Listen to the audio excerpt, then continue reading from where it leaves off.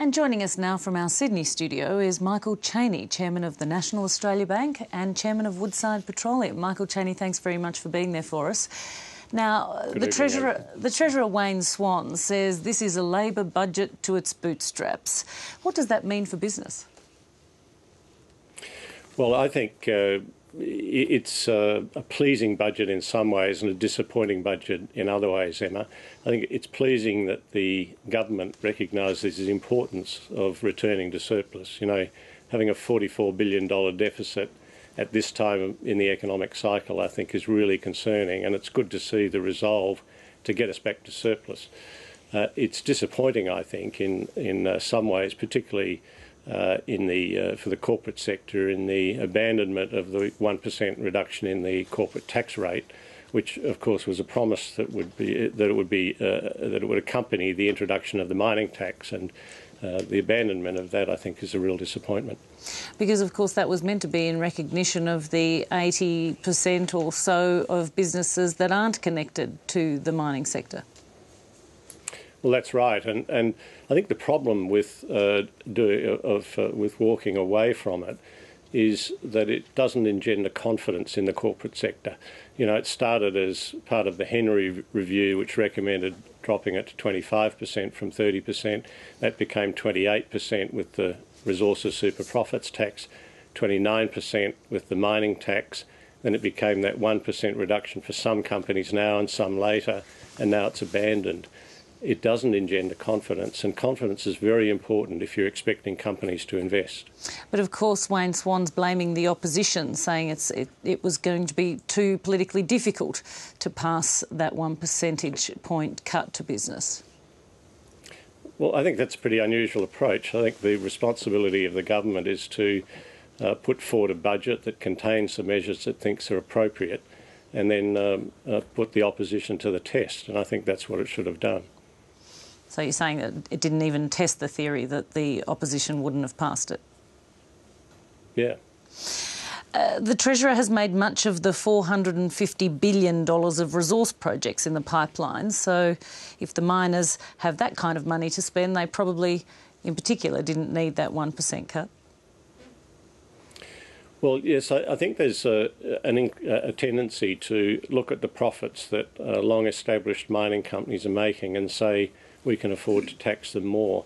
But what you've got to understand is that every extra tax you put on, whether it's a carbon tax or a mining tax, has an effect on new project development. It makes new projects less viable. And many of the projects in that pipeline they're all being built with modern high costs. And to the extent you affect their taxation, increase their tax, put extra costs on them, it makes the economics worse. And it's in no one's interest to be developing projects that don't give an acceptable rate of return. Wayne Swan's certainly talking about that $450 billion pipeline as a certainty. Are you suggesting it's not so certain, that money's not committed? Well, I'm sure most of that is committed. You know, it's always possible to delay projects and in some cases to cancel them. The point I was making is that it's not valid to look at the profits being made by mining companies that have old historic costs at a much lower level and base your taxation policies on those. You've got to think about the future, about the need to develop new projects for Australia, and the fact is we're developing projects in a much higher cost environment, and every extra impost is a bit like death by 1,000 cuts and may well cause some of them to be unviable. Now, in these budget papers, it's expected that the mining tax will raise $13.5 billion over 4 years. How realistic is that forecast likely to be? I don't know the details of that, Emma. It obviously depends on the commodity prices and the terms of trade. And I guess that's the government's best estimate at the moment. But what we've seen in the past is that even at times you think prices are going to stay up for quite a while, they suddenly turn down. There's no doubt that at some stage these very high prices that we've seen will fall, and that's why it's so important, I think, to return to a surplus and actually to return to a bigger surplus faster. We ought to be earning about a surplus at about 1% of GDP at the moment, and the projections provided today indicate we won't get to that sort of level until about 2018.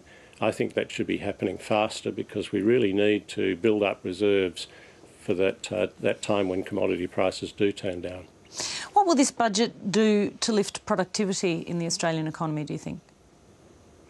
Well, I think that's one of the missing ingredients. There's very little said in there about productivity, and I think what really needs to happen is for an independent body to be able to stand back and have a look at the scope and size of government and to develop a strategy where you make sure that your expenditures going forward are properly targeted and that you lock in a structural surplus and that you do prepare yourselves for better times. In order to prosper, we need to have improvements in productivity, and I think that's where we need a much greater renewed emphasis in things like industrial relations reforms, regulation reform, infrastructure and so on. Now, some of the last infrastructure is tackled in this budget, and I think in quite a good way, but a lot more needs to be done. What sorts of things, when it came to industrial relations reforms, would you have been looking for? Well, I've had a view for a long time that the reforms that were enacted by the Labor government in the last term went too far.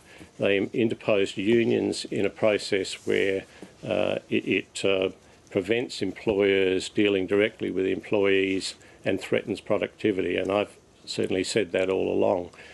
Bill Shorten was saying the other day how important it is for companies to sit down with their employees and work together and so on. The fact is that the Fair Work legislation is an obstacle to doing that, and we need to really enact some proper reforms there. The review that's been ordered by the government doesn't go nearly far enough, and the Productivity Commission itself has said it should be considering the productivity issue when looking at reforms and needed changes to that Act. Michael Chaney, we have to leave it there. Thank you so much for being with us tonight. Thanks, Emma.